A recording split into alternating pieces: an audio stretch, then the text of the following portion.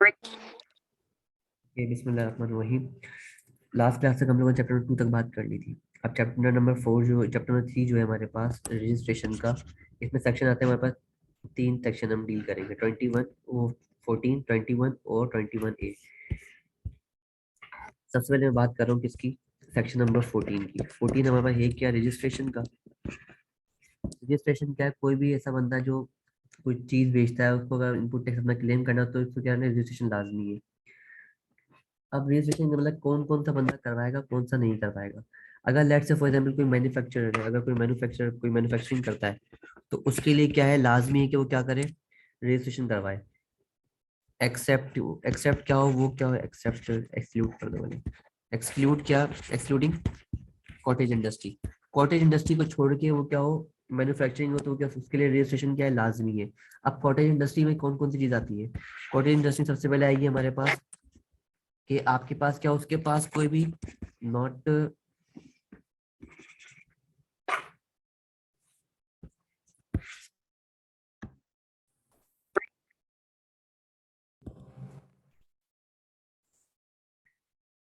अच्छा भाई, मैन्युफैक्चरिंग के अंदर क्या था, कॉटेज इंडस्ट्री को छोड़ के अगर आप कॉटेज इंडस्ट्री मैन्युफैक्चरर हो तो आपके लिए लाजमी नहीं है। अब कॉटेज इंडस्ट्री होती क्या क्या है, अगर आपके पास not including not industrial, industrial gas and electricity connection, आपके पास इंडस्ट्रियल क्या हो, गैस का और बिजली का कनेक्शन ना हो, तो आप क्या कहलाओगे, कॉटेज इंडस्ट्री कहलाओगे। इसके अलावा आप जो बिजनेस कर रहे हो कहाँ लोकेटेड करता है, वहाँ वो लोकेट करता है रेजिडेंशियल एरिया के अंदर। कोई रिहायशी इलाका है, आपने वहाँ कोई बिजनेस कर रहे हो, वहाँ कोई मैन्युफैक्चरिंग कर रहे हो, तो आप कहाँ कहलाओगे, आप कॉटेज इंडस्ट्री कहलाओगे। और तीसरे नंबर पे आपके पास जो लेबर है, not more than, not more than 10 workers से ऊपर नहीं। 10 more 10 क्या चीज,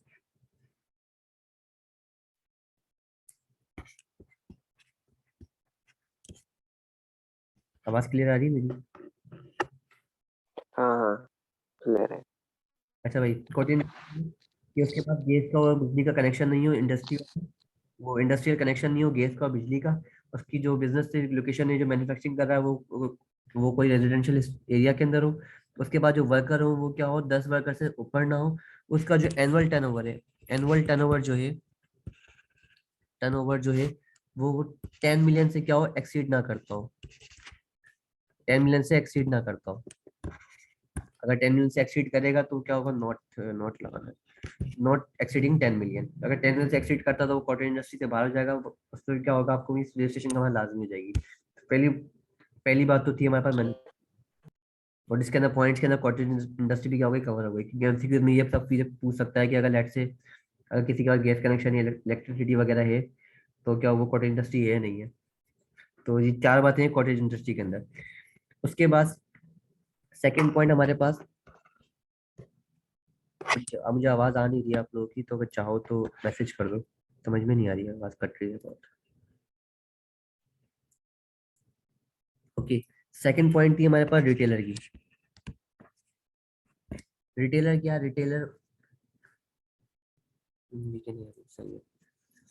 अच्छा, अब वो रिटेलर कौन सा होगा, रिटेलर किसको, रिटेलर को करवाना लाजमी है हमारे लिए, जो ऑपरेशन, जो जो सेल करता है, जो सेल कर रहा है कहाँ पे, जो ऑपरेट कर रहा है कहाँ पे अपना बिजनेस, नेशनल या इंटरनेशनल चेन ऑफ स्टोर में, मार्ट्स वगैरह में, ठीक है। या क्या कर रहा है वो, एयर कंडीशन शॉपिंग मॉल या प्लाजा वगैरह में, वो क्या कर रहा है, काम कर रहा है, मतलब उसकी रिटेलर की शॉप है। लेकिन कियोस्क को छोड़ के, कियोस्क क्या होता है, फॉर एग्जाम्पल कि कियोस्क क्या होता है,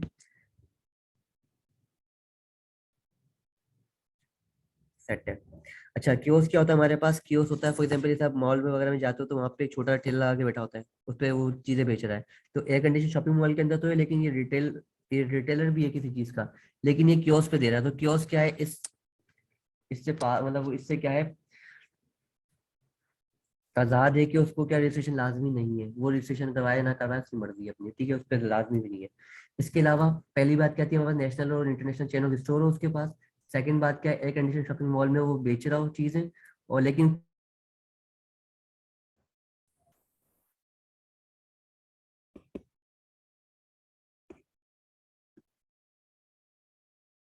अच्छा, जिसको आवाज कट रही थी अब आ जाएगी। तो रिटेलर, रिटेलर क्या था हमारे पास, किसको रजिस्ट्रेशन लाजमी है, जो क्या करता हो, सेल्स टैक्स पे करता हो इलेक्ट्रिसिटी बिल के तहत। या तो क्या करता है वो उसके वो ऑपरेट करता हो नेशनल या इंटरनेशनल चेन ऑफ स्टोर के अंदर, या वो एयर कंडीशन शॉपिंग प्लाजा या शॉपिंग मॉल या प्लाजा वगैरह में काम करता है, मतलब रिटेल की दुकान है उसकी, लेकिन कियोस्क ना हो उसका। कियोस्क हमने समझ लिया क्या होता है। इसके अलावा मैं बोल रहा हूँ उसके लास्ट 12 महीने का जो बिल है, लास्ट 12 महीने का जो बिल है वो 12 मिलियन से ऊपर, वो 1.2 मिलियन से ऊपर ना हो, इस चीज का, इलेक्ट्रिसिटी का बिल। तो यहाँ मैं लिख भी देता हूँ छोटा छोटा सा, कि सबसे पहले क्या चीज बात करी हम लोगों ने, नेशनल या इंटरनेशनल चेन ऑफ स्टोर में काम करता हो वो। इसके अलावा शॉपिंग प्लाजा के अंदर एक्सेप्ट क्या है, माइनस करते हुए कियोस्क को, कियोस्क में ना हो। इसके अलावा उसका इलेक्ट्रिसिटी का बिल जो है पूरे साल का, लास्ट कौन से, लास्ट 12 मंथ जो है, लास्ट 12 मंथ जो है उसका बिल कितने से ऊपर ना हो, 1.2 मिलियन से ऊपर ना हो। 1.2 मिलियन मतलब 12 लाख रुपए से ऊपर ना हो उसका बिल लास्ट। इसके अलावा होलसेलर कम रिटेलर हो। इसके अलावा शॉप जो उसकी, ये होलसेलर कम रिटेलर।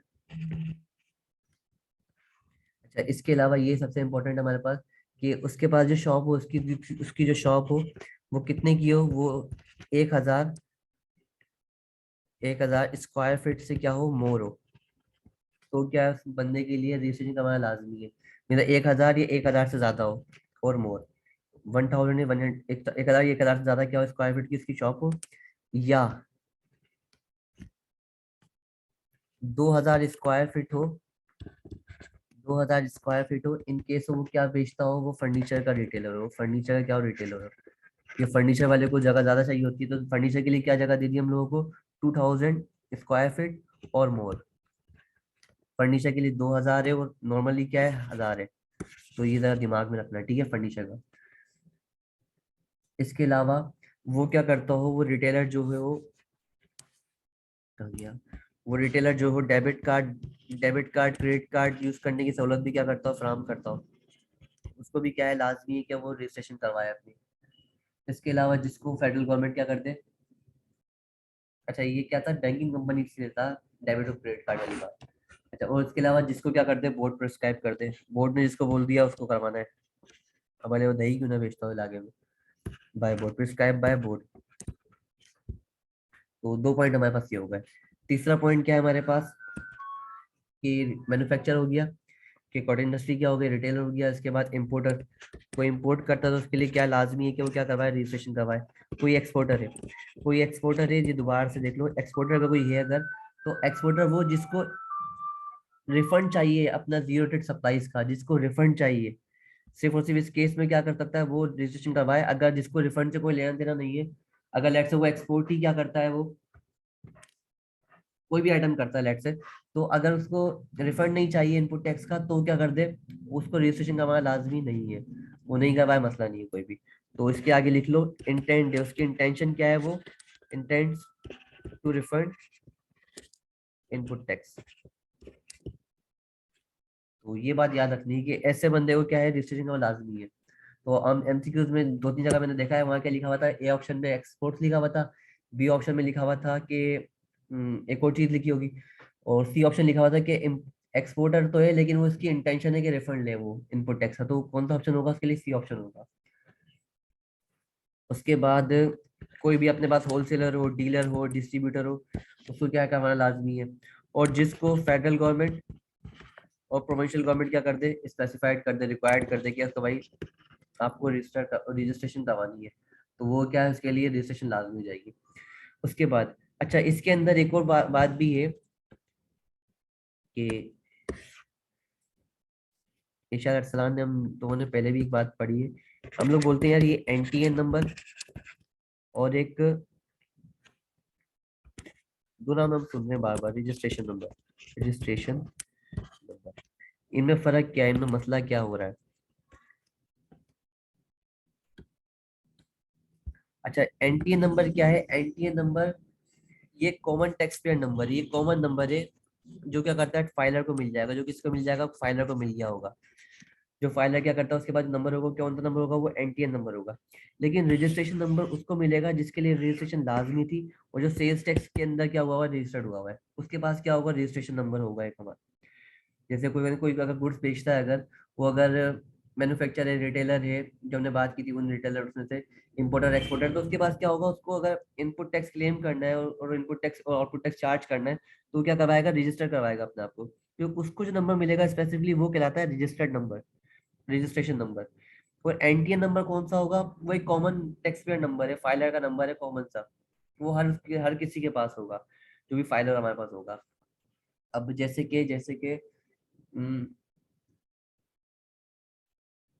एक बंदा ऐसा है। कह सकते हैं कि हम इनकम टैक्स वाले को एनटीएन होता है और बाकी सेल्स टैक्स और एफईडी वालों को रजिस्ट्रेशन नंबर होता है, हाँ हाँ बिल्कुल। क्योंकि उन्हें रजिस्टर, है ना। हाँ बिल्कुल। अब इसमें ये भी हो सकता है कि फॉर एग्जांपल जैसे कोई कॉटेज इंडस्ट्री है, तो कॉटेज इंडस्ट्री वाला जो है बताएगा तो सही ना कि भाई जानी मैं कॉटेज इंडस्ट्री में आ रहा हूँ इसमें से, तो उसको वो फाइल रिटर्न तो करवाएगा लेकिन कोई टैक्स पे नहीं करेगा। तो क्या उसके लिए रजिस्ट्रेशन लाजमी है, उसके लिए रजिस्ट्रेशन लाजमी नहीं है, तो करवाएगा भी नहीं। तो लेकिन उसके बाद एनटी नंबर तो होगा ना रिटर्न फाइल करने के लिए, जब भी वो इनकम जनरेट करेगा अपनी, तो बताएगा कि भाई मैं यहाँ से बिजनेस करता हूँ, बिजनेस से मैंने इतना कमाया, तो ये मेरा एनटी नंबर है। क्योंकि मैं कॉटेज इंडस्ट्री हूँ इसलिए मेरे पास रजिस्ट्रेशन नंबर नहीं है कोई अलग से। ठीक है भाई, तो ये था। और जो कि अभी जो हमने एक्सपोर्ट की डेफिनेशन पढ़ी, अगर वो इंटेंड करता है फाइल रिटर्न फाइल करना चाहता है तो फिर उसके लिए रजिस्ट्रेशन लाजमी है हाँ उसके लिए एक्सपोर्ट लाजमी है, अगर वो एक्सपोर्टर के लिए। रिफंड चाहता है तो, अदरवाइज तो कोई मसला नहीं है। अगर वो अगर वो रिफंड चाहता है तो फिर उसे रजिस्ट्रेशन करवाना लाजमी है, तभी उससे रजिस्ट्रेशन नंबर मिलेगा। अगर वो रिफंड नहीं चाहता तो उसके पास एनटीएन नंबर होता ही है हाँ ना। बस एंट्री नंबर तो होता ही है। चलो ठीक है। यहाँ पे बात क्लियर है मेरी। हाँ हाँ क्लियर है। अच्छा उसके बाद हम आते हैं, सेक्शन नंबर कौन सा हो गया, 14 हो गया। फिर सेक्शन नंबर जो हमारे पास है, सेक्शन नंबर 15, 16, 17, 18, 19 और ये 20। ये क्या हो चुके हैं, ये ऑमिट हो चुके हैं, तो ऑमिट में लाइन मार रहा हूँ, ठीक है, ये ऑमिटेड है। अब सेक्शन नंबर 21 जो है, सेक्शन 21 जो है ये क्या है, इंपॉर्टेंट है एमसीक्यूज के लिहाज से। अच्छा इसका पूरा नाम क्या है, इसका पूरा सेक्शन का, इसका नाम है D registration, black listing and suspension of registration, ऐसे ही है कुछ रजिस्ट्रेशन। ठीक है। अच्छा जो कुछ गलती हो जाए तो मदद चाहूंगा मैं, बाकी अच्छा देख लेना, ठीक है। अच्छा अब ये क्या है, डी रजिस्ट्रेशन, ब्लैक लिस्टिंग और सस्पेंशन, तीनों नाम क्या है, बिल्कुल सेम सेम लग रहे हैं, लेकिन इनमें बहुत ज्यादा बड़ा एक फंडा है। फंडा क्या है हमारे पास, कि यार डी रजिस्ट्रेशन क्या, ऐसा बंदा जो कॉटेज इंडस्ट्री में था, उसने नया नया बिजनेस काम स्टार्ट किया, मैं जैसा हूँ फॉर एग्जाम्पल, मैंने कोई काम स्टार्ट किया, मुझे पता नहीं कि, मैंने बोला यार सेल्स भी कर रहा हूँ मैं, इनपुट टैक्स भी आ रहा है मेरे पास, सब चीजें हो रही है, मैं टैक्स ही भर के आता हूँ आगे, तो मैंने कहा रजिस्ट्रेशन करवा लूँ, तो मैं रजिस्ट्रेशन के आ गया, करवा के आ गया। जब बाद में पता चला कि यार एफबीआई ने देखा कि भाई इसका तो टैक्स बन ही नहीं रहा है, खामा का रजिस्टर्ड क्यों है, तो उसने बोला कि बेटा हम आपको क्या कर रहे हैं, रजिस्टर डी रजिस्टर्ड कर रहे हैं। तो डी रजिस्टर्ड कौन करेगा, आपको डी रजिस्टर्ड करेगा बोर्ड, मींस एफबीआर क्या करेगा, आपको डी रजिस्टर्ड करेगा। तो ये बात तो यहाँ तक खत्म हो गई। अब आते हैं ब्लैक लिस्टिंग या सस्पेंशन ऑफ रजिस्ट्रेशन। ये क्या और करेगा? अगर उसने ऑलरेडी जो टैक्स पे किया है कॉटेज इंडस्ट्री ने, उसे पता नहीं था कि टर्म्स एंड कंडीशन जो है, उसने जो ऑलरेडी पहले टैक्स पे कर चुका है तो वो वापस मिलेगा या नहीं। तो टैक्स पे कौन सा करा है उसने, सेल्स टैक्स वगैरह ये चीजें। तो भाई टैक्स क्या होगा, उसको मिल भी क्या होगा इनपुट टैक्स के तहत, हम्म। रिफंड मिल जाएगा। वो एफबीआई को उनका मामला है, अपना नहीं है। ठीक है भाई, कॉटेज इंडस्ट्री मैंने एग्जांपल दी थी खाली, तो वो क्या करेंगे, पैसे वापस भी करेंगे, जाहिर सी बात है। अच्छा इसके अंदर पढ़ते हैं ब्लैक लिस्टिंग और सस्पेंशन ऑफ रजिस्ट्रेशन। ये क्या है, एक इंपॉर्टेंट चीज है। अब ये ब्लैक लिस्टिंग और सस्पेंशन भी कौन करेगा, एफबीआई करेगा, बोर्ड भी करेगा, लेकिन कब करेगा, जब आप क्या कर रहे होगे, जब आप फेक इनवॉइसेस इशू कर रहे होगे, फेक इनवॉइसेस, और आप क्या कर रहे होगे, आप टैक्स फ्रॉड कर रहे होगे, आप फेक इनवॉइस कर रहे हो और क्या कर रहे हो, टैक्स फ्रॉड क्या कर रहे हो, कमिटेड कर रहे हो, कमिटेड लिखा तो एफबीआई क्या करेगा, आपका जो लाइसेंस है, आपका जो रजिस्ट्रेशन नंबर है, वो क्या कर देगा, कैंसिल कर देगा, ब्लैकलिस्ट कर देगा। ठीक है। तो ये भी एमसीक्यूज मैंने देखा था, ये भी हम एमसीक्यूज के अंदर करेंगे भी, कि डी रजिस्ट्रेशन वगैरह उसमें लिखा होगा कि यार फेक इनवाइस हो, आपका टैक्स फ्रॉड हो रहा है। ठीक है, कोई बंदा कोई टैक्स फ्रॉड कर रहा है तो उसका जो है क्या होगा, ए ऑप्शन लिखा हुआ है ब्लैक लिस्टिंग, बी ऑप्शन लिखा हुआ है हमारे पास कि सस्पेंशन, सी ऑप्शन लिखा हुआ है डी रजिस्ट्रेशन, और डी ऑप्शन लिखा हुआ है कि बोथ ए एंड बी। तो इसका ऑप्शन क्या होगा, both A and B. Deregistration वाली बात नहीं होगी, या ई ऑप्शन में ऑल ऑफ दीज भी लिखा हुआ है, तो डी रजिस्ट्रेशन वाली बात नहीं होगी। इसमें से वो क्या ब्लैक लिस्टिंग और सस्पेंशन ऑफ रजिस्ट्रेशन का करता डील करता है सेक्शन से।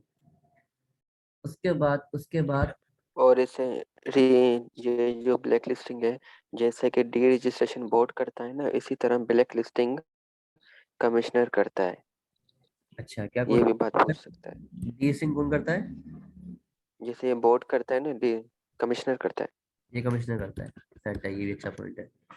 तो डी रजिस्ट्रेशन कौन करेगा, कमिश्नर करेगा। Set set set.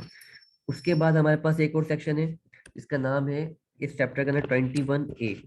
21A में क्या होता है हमारे पास, इस सेक्शन का नाम है active tax payer list, in short क्या बोलते हैं, ATL। ATL बोले तो एक्टिव टैक्स पेयर लिस्ट। ये कौन मेंटेन कर रहा होता है, ये मेंटेन कर रहा होता है आपका बोर्ड। बोर्ड बोले तो एफबीआर। तो मेंटेन बाय बोर्ड, तो कौन मेंटेन करेगा, बोर्ड मेंटेन करेगा। तो 21A था हमारी चैप्टर नंबर 3 हमारे पास, जिसमें हमने ये 3 सेक्शन क्या करने, डील करने। और इनके कम से कम वो तो याद होने चाहिए कि 20 जो है वो 14 जो है डील करता है किससे, रजिस्ट्रेशन से। 21 डील करता है डी रजिस्ट्रेशन से, ब्लैक लिस्टिंग और सस्पेंशन से। और 21A डील करता है एक्टिव टैक्स पेयर लिस्ट से। और 14 पढ़ा हम लोगों ने। 14 से पहला वाला सेक्शन कौन सा था हमारे पास, 13 क्या था हमारे पास, एग्जाम सप्लाईज का। एग्जाम सप्लाईज का यहाँ लिखा हुआ भी है शायद, हाँ। सेक्शन नंबर 13 जो है वो डील करता है किससे, एग्जाम सप्लाईज से। और ये शेड्यूल कौन सा हमारे पास, 6 शेड्यूल है। और इंपॉर्टेंट सेक्शंस में अगर मैं जाऊँ तो ये हमारा इंपॉर्टेंट सेक्शन है बहुत, कि रिफंड ऑफ इनपुट टैक्स। ये कौन सेक्शन है, सेक्शन नंबर 10 है, इनकम टैक्स ऑर्डिनेंस का section number 10, refund of input tax. कि आपको 45 डेज के अंदर क्या करना है, फाइल करना है रिटर्न रिफंड के लिए। इसके अलावा 60 दिन तक उनके पास टाइम है, ज्यादा से ज्यादा वो 120 दिन लेके जा सकता है। 120 दिन भी कौन लेके जाएगा, एडिशनल कमीशन लेके जाएगा, उससे कम का रैंक नहीं होना चाहिए। और आफ्टर वर्ड्स क्या होगा, बोर्ड कर सकता है ज्यादा से ज्यादा 9 महीने तक। ठीक है, अगर 120 दिन लिखा हो तो सबसे पहले हम कौन सा लगाएंगे, 60 दिन लगाएंगे। उसके ऊपर लेके जाओ तो 120 दिन। तो ये हमने छोटी मोटी सी बात पढ़ी। अच्छा, क्वेश्चन नंबर 1 करते हैं, ये थोड़ा 20 एमसीक्यू यहाँ से करते हैं, उसके बाद फिर अपने वाले एमसीक्यू देखते हैं, 2-4।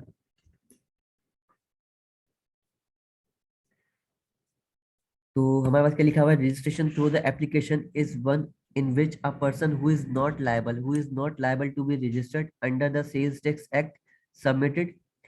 क्या सबमिट करवाएगा, जो मतलब जो बंदा लायबल ही नहीं है, वो एक एप्लीकेशन सबमिट करवाएगा रजिस्ट्रेशन के लिए कि भाई मैं एप्लीकेबल नहीं हूँ, तो काइंडली अस्सलाम वालेकुम।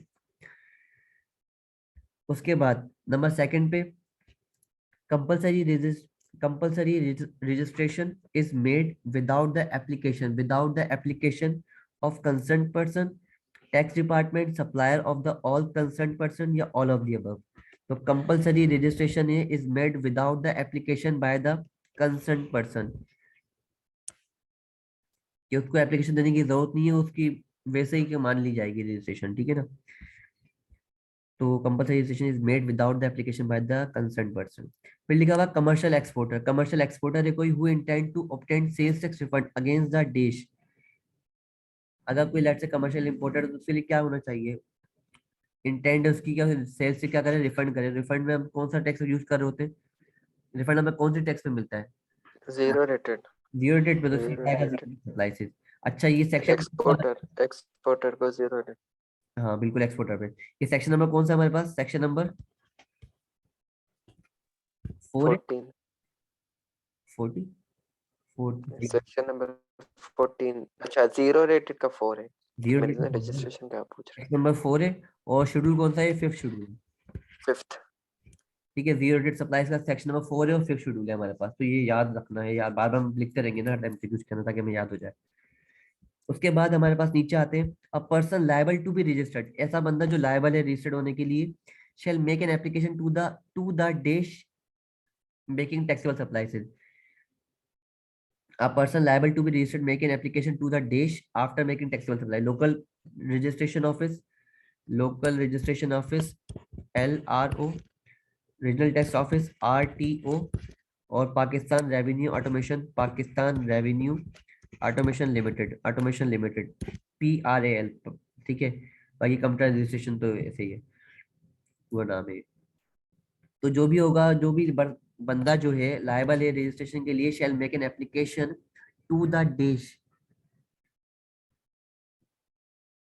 टू द कंप्यूटराइज करते हैं, computerized registration ऑनलाइन after करते हैं ना। technical supplies। ठीक है भाई, एक सेकंड।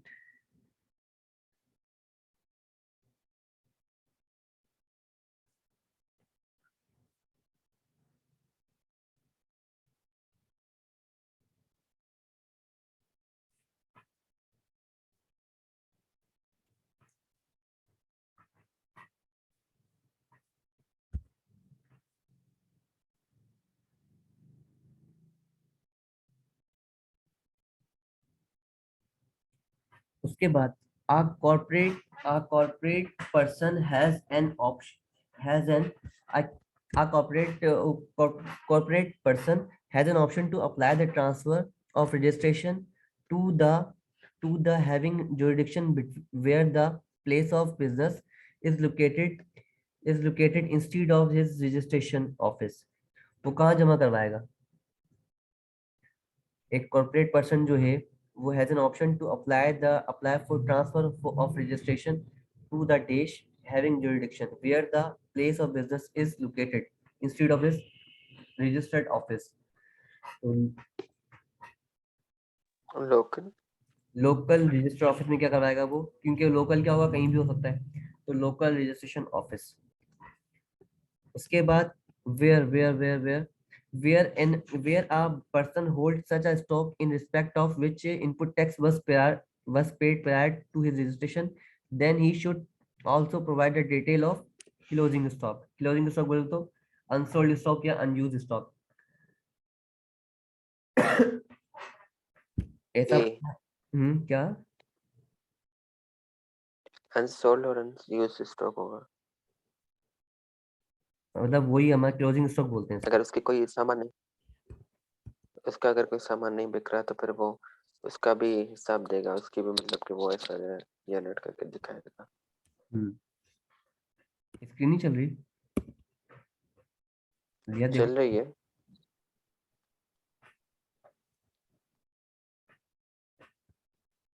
यदि अगर नहीं चले तो दोबारा से कनेक्ट करके चेक करो।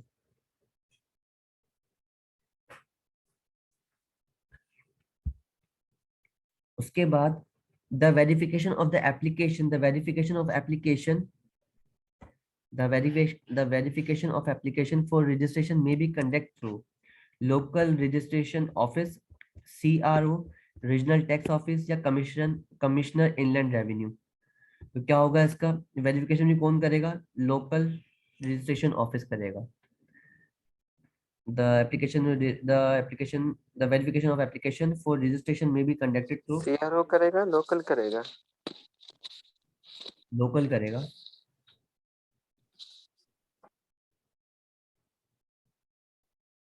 देख लेते हैं, मुझे भी याद नहीं।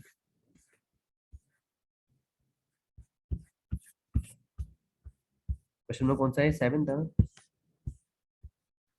7 का ए क्या है? Local registration office. वेरिफिकेशन कौन करेगा एप्लीकेशन? सही सही। में B conduct through local registration office. उसके बाद the application for the registration is made only through electronic means provided by the local registration office, CRO, regional tax office या board। by board application for registration is made only through the electronic means provided by the, जो कितने provide किया हो? Board ने provide किया हो। then in case of approval of change in the registration from the DESH shall from the DESH shall issue a revised registration certificate which will be effect from the date of approval of change. तो 9 का क्या होगा हमारे पास? The in case of approval of change in registration from the DESH shall, एक second, इस CRO की full form क्या थी हमारे पास? CRO की सेंट्रल रजिस्ट्रेशन ऑफिस। अब नीचे गया डायरेक्ट, सेंट्रल रजिस्ट्रेशन ऑफिस।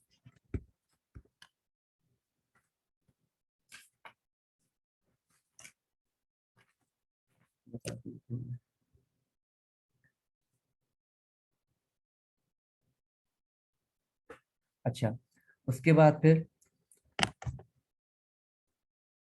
तो in case of approval of change in the registration from the CRO Central Registration Office shall issue a revised registration certificate which will effect from the date of approval of change। ठीक है, तो ये कौन करेगा? Central registration office करेगा, office या officer था ये, ऑफिस।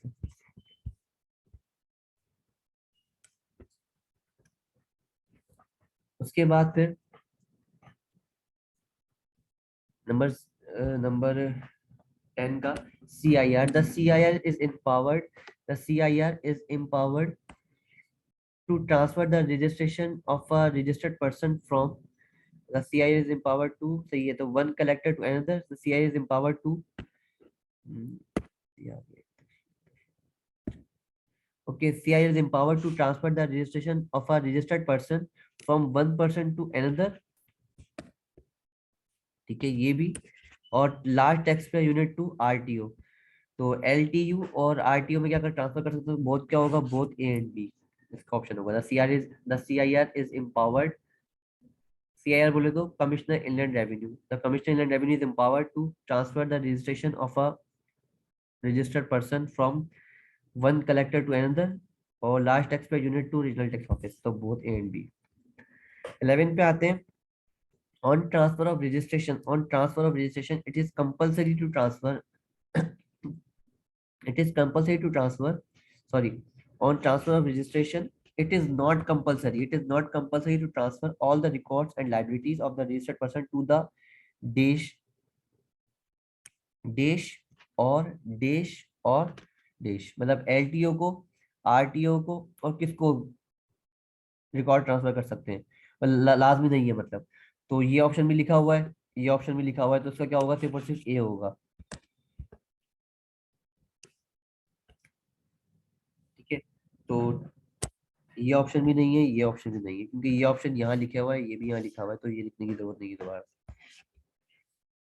तो उसके बाद 11 का क्या हो गया? A हो गया कलेक्टर।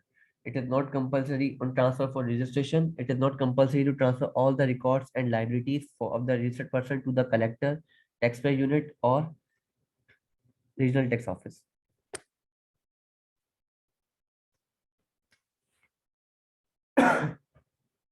Okay, 12 पे कि a registered person okay, a registered person may apply to local registration office for deregistration or the cancellation of his sales tax registration on cease to carry on his business। जब उसका business बंद हो जाए, जब वो क्या करेगा? अपने आप को डीरजिस्टर्ड करवाएगा या कैंसिल करवाएगा रजिस्ट्रेशन अपनी। वेयर सप्लाई बिकम एग्जेम्प्ट, जब उसकी सप्लाई जो कर रहा है वो सारी का एग्जेम्प्ट हो जाए, तो मीन इनपुट टैक्स वो क्लेम नहीं कर सकता। और उसका टोटल टर्नओवर जो है लास्ट, और क्या होगा?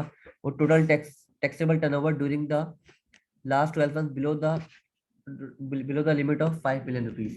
तो क्या करवा देगा? ये भी क्या पॉइंट मैच कर रहा था? Mean all of the above. वो क्या करवा देगा? अपना रजिस्ट्रेशन कैंसिल करवा देगा और डी रजिस्टर्ड हो जाएगा।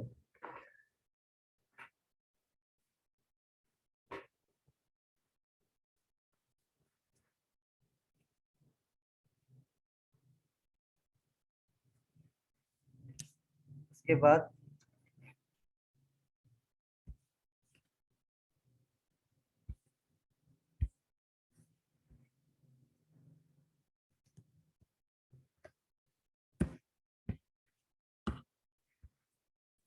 on application for deregistration or the local on the application for the deregistration or the local registration office may recommend to the CRO central registered office registration office to cancel the registration of such person from such a date may be specified but not later than 90 days. So from the date of such application, from the date of all dues outstanding such against person and are deposited by the him, from the date of such application or the date all the dues outstanding against such person are deposited by him, whichever is early and none of the above. So application for registration or the local registration may recommend it to the CRO to cancel the registration of such person. कब करेगी? Not later than 90 days from the date of such application or the date all the dues outstanding against such person are deposited by him, whichever is later. उसके बाद फिर 14 पे आते हैं. If a registered person fails to file the return for 6 consecutive months, DESH recommended to Central Registration Office for cancellation of registration after satisfying that the no tax liability is outstanding against such person. The local office may, and after issuing a notice in written, without having an opportunity, उसके बाद the local registration office may, after issuing a notice in written and after giving an opportunity being heard, तो उसको सुना भी जाएगा, जाहिर सी बात है. तो इसका ऑप्शन क्या है हमारे पास? सी ऑप्शन सही है. तो ये ऑप्शन क्या है हमारे पास? गलत है. अब चेक करो, आवाज आ रही सही? सलाम. हाँ, अब क्लियर है. Okay. After the blacklisting of a registered person, the invoice issued invoice issued by DESH by a person shall not be entertained. Blacklisting करने के बाद उसकी पहले वाली और बाद वाली कौन सी? प्रायर एंड आफ्टर, ये दोनों क्या, जो भी इसकी इनवाइस होगी वो एंटरटेन नहीं की जाएगी टैक्स पर्पस के लिए. ना उसको रिफंड दिया जाएगा, ना कुछ दिया जाएगा. क्योंकि देखो ब्लैक लिस्टिंग उसने डी रजिस्ट्रेशन नहीं करवाई है, ना उसको किया गया है. उसने क्या करा? ब्लैक लिस्टिंग हुआ. ब्लैक लिस्ट कौन करेगा? बोर्ड का वो कमिश्नर करेगा. वो किस करने की वजह से? उनके फंड की वजह से कि फेक इनवाइस इशू कर रहा था, वो टैक्स फ्रॉड कर रहा था.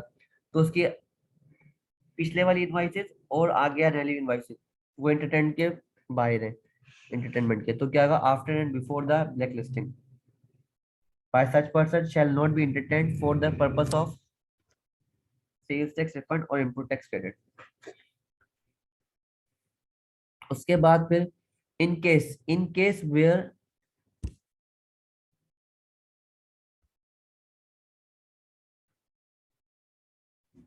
ठीक है, in case where the data person is found to have a issue fake invoices. ठीक है, fake invoices क्या कर दी? इशू कर दी उसने. तो fake invoices इशू कर दी.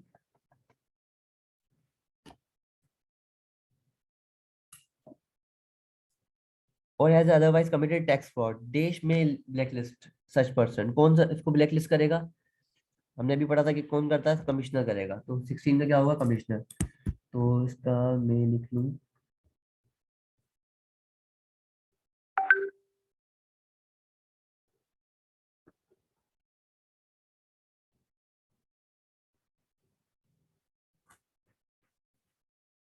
उसके बाद फिर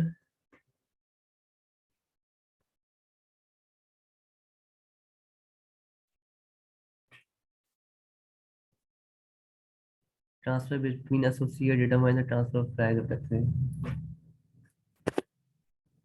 ये शायद इसके बाद का टॉपिक है हमारे पास, लिखा हुआ है सारा.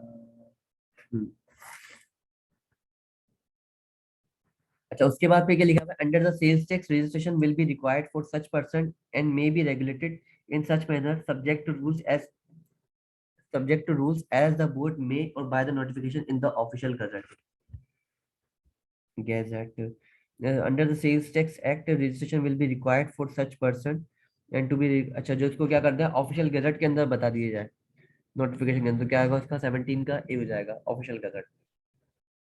फिर 18 पे आते हैं हम लोग। 18 पे हमारे पास है कि देश authorize in this behalf and subject to the rules deregistration person deregistration a person or the such class of